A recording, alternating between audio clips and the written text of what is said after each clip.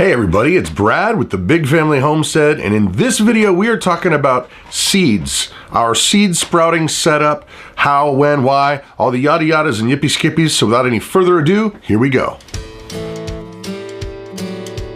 So now where we live in southwestern Ohio, it's nearly time to start getting going with the seeds and getting all the everything germinating and going because we're only about 40 days away from official spring.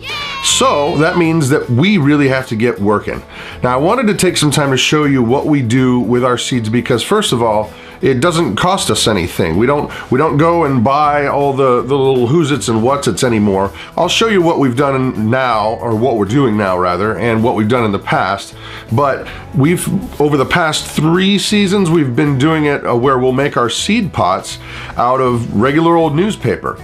And all you have to do is you take them and cut them into about 6-inch strips, and then you find something about the size of, well, this delightful hot sauce bottle. And then you wrap it around, you just wrap it, you roll it up, roll it up, roll it up.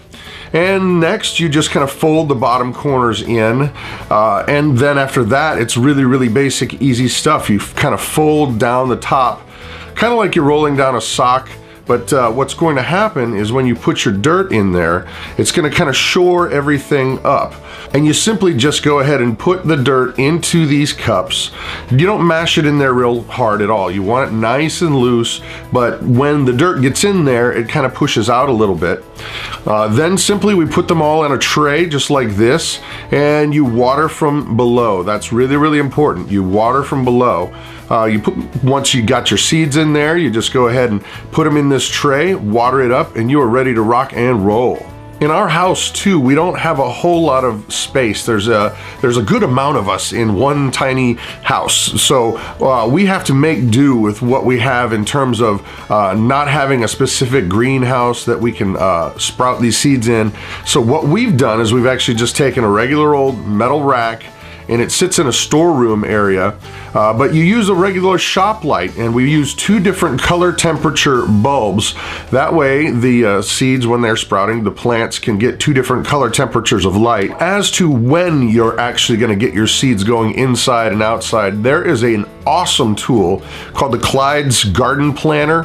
And bottom line is this: it's got a slide ruly thing, and you kind of find where your last frost date is, and you line it up with your frosts that you can find out on the internet, no big deal. And then it'll tell you when you're supposed to sprout them inside and then when they actually go outside into the garden. And this tool is invaluable. I'll put a link down below for you to find one. But I want to say they're really cheap. I can't remember because ours came with a seed kit that we bought, but it's an invaluable tool. Now, another quick tip is this: when you're actually making your seed pots and getting them all set up, you can use a basic, well, literally a popsicle stick to write on the side of the popsicle stick what plant is in where.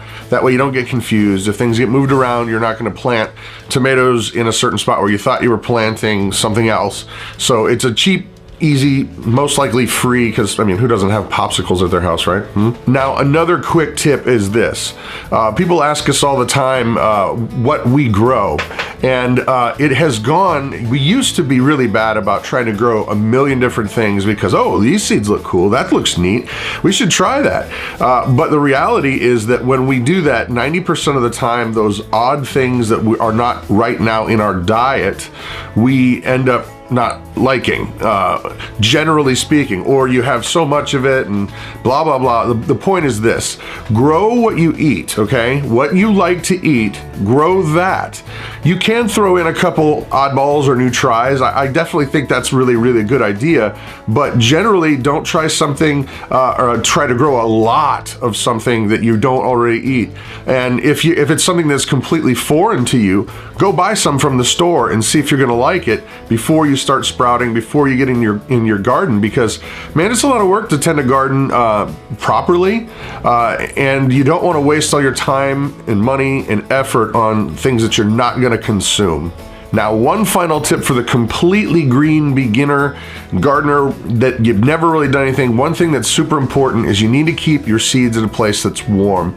You can't put it someplace where it's going to be like 40 degrees all the time. You're going to get very poor performance, if any germination at all. You need to keep them in a spot that's nice and warm, or provide them with a warm, like they make mats that can go underneath your seeds that will heat them, that are waterproof. That way if you spill, you're not going to electrocute yourself or anything like that.